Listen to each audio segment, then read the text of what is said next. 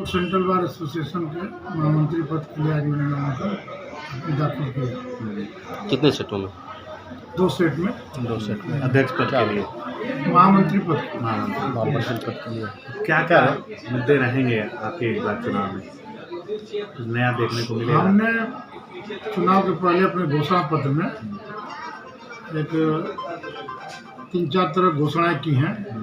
उसमें एक कि अधिवक्ताओं के हर टेबल पर वाईफाई की सुविधा उपलब्ध कराई है और वर्तमान समय में वाईफाई की बहुत ज़रूरत है। हमारे कैंपस के अंदर जो है टावर एकदम किसी भी मोबाइल का जो है वो न टावर है और नहीं जो है उसका कोई, तो अधिवक्ताओं को बड़ी दिक्कत होती है आज के समय में। तो हम लोगों ने ये बात सोचा और मैं निश्चित रूप से जो है महामंत्री बनने के बाद, शपथ लेने के बाद 1 हफ्ते के अंदर में हर अधिवक्ताओं के टेबल पर मैं वाईफाई की व्यवस्था करा दूंगा, ताकि सुचारू रूप से अधिवक्ता अपना जो है आज के समय में डिजिटल इंडिया के हिसाब से अपने को जो है ढाल पावे, अपना काम करे, प्रगति की राह पर चले।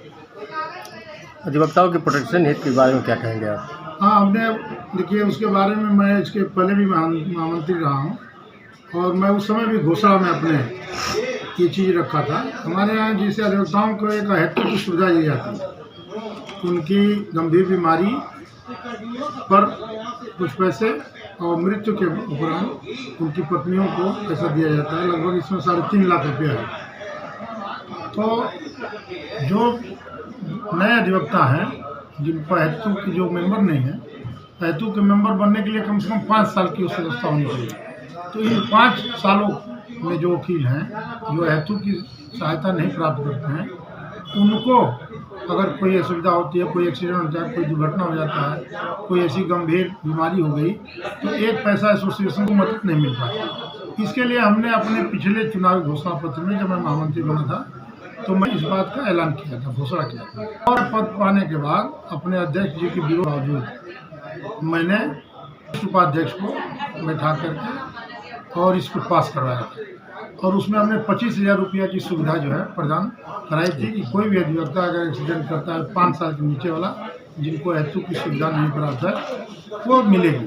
परंतु बाद में फिर ये हुआ कि अध्यक्ष जी के साथ और तनाव पैदा होगा, तो मैंने उस योजना को बंद कर दिया, वहीं पर रोक स्टॉप कर दिया। जबकि मैंने उसके लिए फंड का इंतजाम करा दिया। फंड भी है, वो फंड जो है हेतु के खाते में तब से जमा हो रहा है, तो कई लाख रुपया हो गया। मैं इस बार आऊँगा तो तुरंत उसको 1 महीने के अंदर में मैं इसको कार्यकारिणी से पास करा करके, और उस 25,000 की जो सुविधा के लिए हमने, वो पहले से प्रस्ताव है ऑलरेडी, बस उसको लागू कराना है। उसको हम 50,000 की जो है वो धनराशि करा देंगे और उससे जो हमारे अधिवक्तागण जो 5 साल के अंदर के अधिवक्ता हैं, उनको अगर कोई दिक्कत होती है, कोई एक्सीडेंट होता है, आईसीयू में जाते हैं, तो उनको तुरंत उसमें से वो सुविधा मुहैया कराई जाएगी।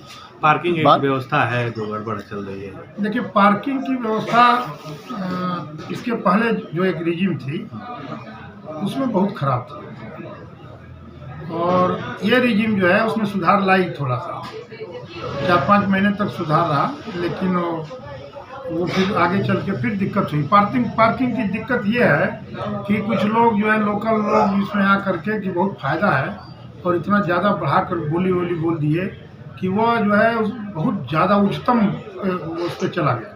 करीब 5-5.5 लाख रुपया साल भर का ये है, उतना फ़ायदा नहीं होता है। इसके वजह से 3-4-5 साल से पार्किंग का जो है वो टेंडर हो ही नहीं पाता।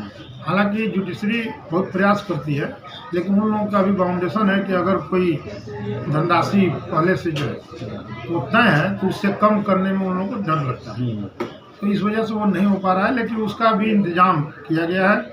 एक पार्किंग वाला जो फातिमा हॉस्पिटल में पार्किंग चला रहा है, वो हमारे कॉन्टेक्ट में है, 2-3 बार हमारे आ भी चुका है और वो तैयार है पार्किंग। तो वैसे ही पार्किंग मिलेगी? हाँ, वैसे पार्किंग के लिए वो तैयार है और मैं तुरंत जो है जो ही शपथ लूँगा, अधिवक्ताओं की पार्किंग के लिए, बातकारियों की पार्किंग के लिए बाहर तुरंत इंतजाम करवाऊँगा। तुरंत जो है वो टेंडर होगा और वो बाहर पार्किंग की सुविधा उपलब्ध कराई है। तो इसके पूर्व के जो छोटे कार्य हैं, जो अब इसके पूर्व के जो मंत्री और अध्यक्ष रहे हैं, जो उनके छोटे कार्यों को आप पूरा करेंगे चुनाव जीतने के बाद? अब देखिए, हमसे पूरा अधिवक्ता जानता है कि मैं जो कहता हूँ उसको करता हूँ, यही हमारी मेरिट है। और मैं लीक से हट के काम करता हूँ। मैं खुद अधिवक्ताओं अपने साथियों के सहयोग से बार को एक नई दिशा दे चुका हूँ। आज जो कल इसके पहले आज से 4 जून के पहले जो हम लोग के कार्यकाल में बकाया पैसा रह जाता था, हम लोग जो पैसा जमा है उसमें से 15-20 हज़ार 30 हज़ार लोग खर्च करके जाते थे। आज के दौर में हमारा महामंत्री जब आय व्यय का हिसाब दे रहा है तो 40 लाख 50 लाख रुपया साल भर में बचत दिखाने जा रहा है। इसके लिए हमारी रिजिम को आपको साधुवाद बोलना चाहिए। हमने इसके लिए बहुत बड़ा प्रयास किया और ये प्रयास और आगे व्यापक होता जाएगा और ये सारी धनराशि अधिवक्ताओं को मजबूत करने में काम आएगा। आगे चल के हमारे अधिवक्ता हमेशा खुशहाल रहेंगे, उनका परिवार खुशहाल रहेगा। बार और बीच में क्या सामंजस्य रहेगा आपका? शानदार सामंजस्य। देखिए, बार ऑफ बेंच के बिना कहाँ चल सकता है, और एसोसिएशन का निर्माण इसीलिए होता है। एसोसिएशन का निर्माण जो है इसीलिए है कि बार बेंच का संबंध बहुत अच्छा होना चाहिए, और बार बेंच का संबंध हमारे समय में बहुत अच्छा है। हमारे जैसे जो है हमारे कार्यकाल में जितना अच्छा संबंध रहा, आप जो है उसको चाहे तो उदाहरण के रूप में दे सकते, उस पर पूरा टोटल अंकुश हमारा रहता है। 0 टॉलरेंस जो गवर्नमेंट कर रही है आजकल, जो नारा दे रही है, वो समझिए कि मेरा भ्रष्टाचार पे जो है बहुत थोड़ा ये रहता है। बाकी न्यायपालिका आप जानते ही हैं, ईमानदारी के लिए भारत में मशहूर है। बहुत कम कुछ इस तरह की चीज़ें हैं अपवाद के रूप में, वो चीज़ें दूर हो जाएंगी और निश्चित रूप से जिस दिन सुधार होगा वो अपने आप चीज़ें दूर हो जाएंगी। जो इसका अभ्यस्त होगा वो जानता होगा कि जब अजय सिंह आएंगे तो ये सब चीज़ें नहीं चलेंगी।